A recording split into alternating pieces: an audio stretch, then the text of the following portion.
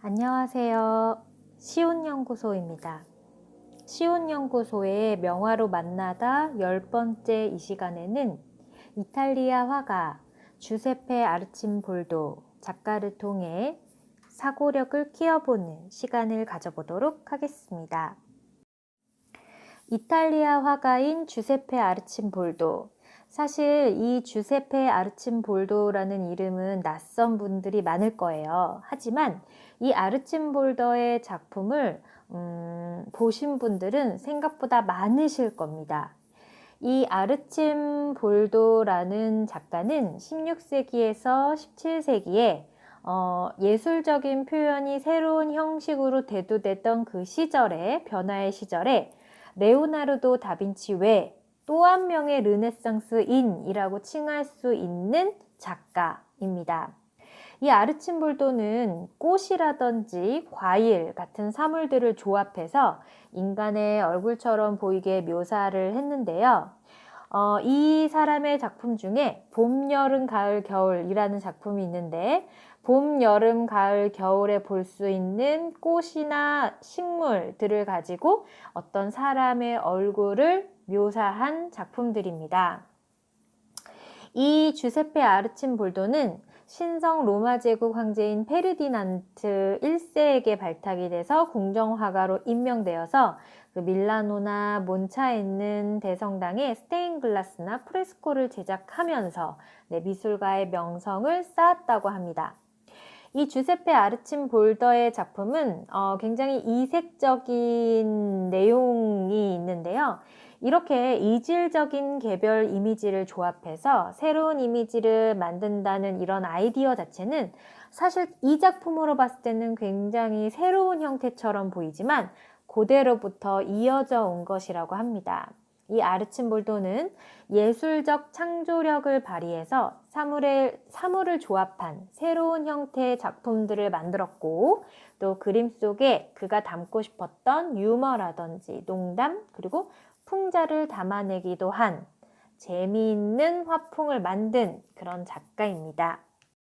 오늘 우리는 이 아르침볼도의 작품을 잘 분석해 보고, 아르침볼도가 어떤 비슷한 점을 가지고 이러한 대상으로 작품을 완성을 했는지를 좀 파악한 후에, 나도 내가 머릿속에 생각하고 있는, 지금 떠오르는 이것을 만들기 위해 이 내용과 비슷한 어떤 유사한 특징들을 가지고 있는 물건들을 가지고 와서 아르침볼도 같이 나만의 작품을 만들어 보는 시간을 가져보도록 하겠습니다.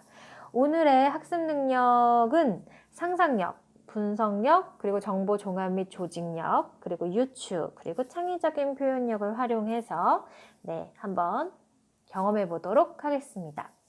학습 목표입니다. 첫 번째, 아르침볼도의 작품에서 사용한 사물의 용도를 알 수 있다. 두 번째, 나의 작품을 미리 설계해 볼 수 있다. 세 번째, 나의 작품에 필요한 대상을 관련 이유를 들어 제시할 수 있다 입니다. 자, 그럼 아르침볼도의 작품 중 별난 초상이라는 작품을 통해서 이야기해 보도록 하겠습니다. 지금 이 별난 초상이라는 그림을 보니까 어디선가 이런 그림 한 번쯤은 본 것 같으시죠? 이렇게 과일이나 꽃을 활용해서 이렇게 그림, 초상, 사람의 어떤 형태 이런 것들을 많이 작품 속에 남긴 사람이 바로 이 작가입니다. 그렇더라면 이 별난 초상을 보면서 우리가 한번 아르침볼도는 과연 어떤 생각으로 이러한 작품을 남겼는지, 어떤 비슷한 특징이 있길래 그 대상을 가지고 와서 이렇게 꾸밀 수 있었는지를 한번 파악해 보도록 할까요? 먼저 이 그림을 통해서 어떤 사물들이 등장하고 있는지를 한번 찾아보세요. 많이 찾아보실수록 좋습니다. 포도 알맹이가 보이는 것 같죠? 그리고 포도 잎사귀가 보이는 것 같고, 그리고 우리나라에서는 나오지 않지만 서양배, 우리나라 배는 동그란데 서양배는 약간 좀 길쭉한 형태를 가지고 있거든요. 서양배가 있는 것 같고, 그리고 완두콩이 있는 것 같아요. 그리고 호박도 있는 것 같고, 뿌리도 있는 것 같고, 그리고 사과도 있는 것 같습니다. 자, 그렇다면 조금 더 구체적으로 접근해 보도록 할까요? 사과. 사과는 어떤 점 때문에 이 그림 속에서 활용된 것 같은가요? 네. 사과는 둥글둥글하면서도 좀 튀어나온 그런 어떤 과일이잖아요. 약간 굴곡이 있는 과일. 그래서 그 사람의 이마를 표현하고 있습니다. 배는 어떻게 사용하고 있나요? 네, 배는 좀 길쭉하고 아랫부분이 통통하잖아요. 그래서 코를 표현하는 데 사용하고 있습니다. 그럼 뿌리는 어떤 점 때문에 활용한 것 같은가요? 네, 길고 약간 좀 이렇게 구부러지면서 갈래가 있는 점을 활용해서 이 사람의 목도리를 구현하고 있네요. 이것 이외에도 호박에 대해서도 얘기 나눠보고 또 포도 알에 대해서도 얘기 나눠보고 포도 잎사귀에 대해서도 이야기 나눠보시길 바랍니다. 그럼 나도 아르침볼도처럼 한번 작품을 남겨보도록 할 건데요. 먼저 이 작품을 설계하기 전에 이 집에 내가 지금 있는 그 장소에 이 아르침볼더처럼 활용할 수 있는 어떤 그런 재료들이 뭐가 있는지 눈으로 한번 쓱 훑어볼 필요가 있을 것 같아요. 저도 이 영상을 남기면서 한번 훑어봤는데 저는 그 중에서 집에 있는 그 반지꼬리를 통해서 굉장히 많은 어떤 물건들을 활용을 해서 작품을 남겨보았거든요. 그래서 여러분들도 한번 집을 한번 구석구석 한번 살피면서 내가 버려야 할 것들은 뭐가 있는지, 아니면 이거는 사용하진 않는데 이번에 사용하면 좋을 것들은 뭐가 있는지 이런 것들을 한번 찾아보시되 새로 사지는 마세요. 집에 있는 걸 가지고 한번 활용을 한번 해보세요. 자, 먼저 이거를 물건을 가져오기 전에 어떤 물건들이 있는지 대략적으로 한번 탐색이 되었다면 이제는 설계를 좀 계획을 한번 해보도록 하겠습니다. 내가 이거 대략 써도 되는 물건들을 앞에다 쭉 두시고 그 물건들을 통해서 이 물건들은 특징이 무엇이지 라고 고민을 하면서 이 물건들을 가지고 만들 수 있는 것이 무엇인지 좀 머릿속으로 그려보세요. 그리고 나서는 하나하나 설계에다가 계획서에다 적어보는 겁니다. 예를 들어서 내가 단추를 활용하려고 하는데 이 단추는 동그랗다. 그래서 어디다 사용을 할까? 그래서 뭐 신발이라는 부분에 사용을 해볼까? 그리고 눈의 부분에 사용을 해봐야 되겠다. 이런 식으로 가상의 나만의 작품을 진짜로 제작하기 전에 한번 머릿속으로 그리고 눈으로 살펴보면서 내 계획을 세우는 것입니다.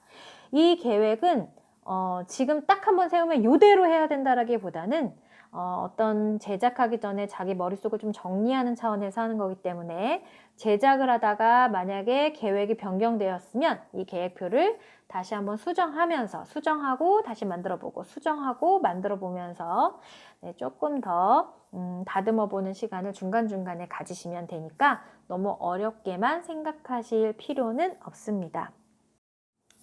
그럼 이제 만들어 볼까요? 제가 여기 지금 화면에 보시면 제목을 일부러 안 적었는데 다 만들고 나서 상대방에게 내가 어떤 거를 만들었는지 맞추기 놀이를 한번 해보시면 좋을 것 같습니다.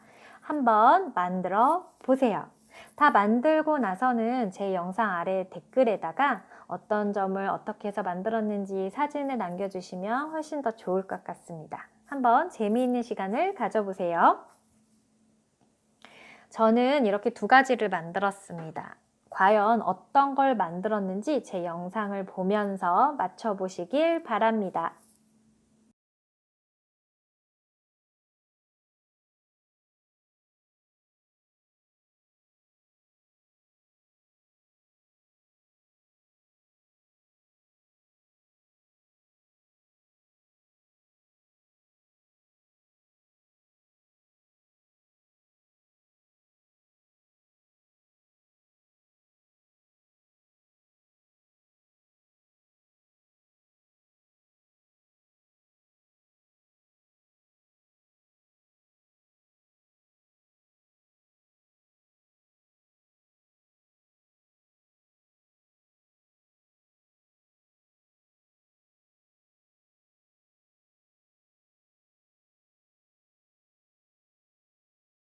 오늘의 활동 재미있으셨나요?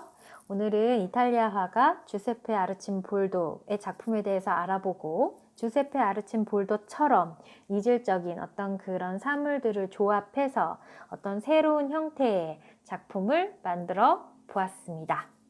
그럼 우리 다음 학습 가이드에서 또 만나요. 안녕.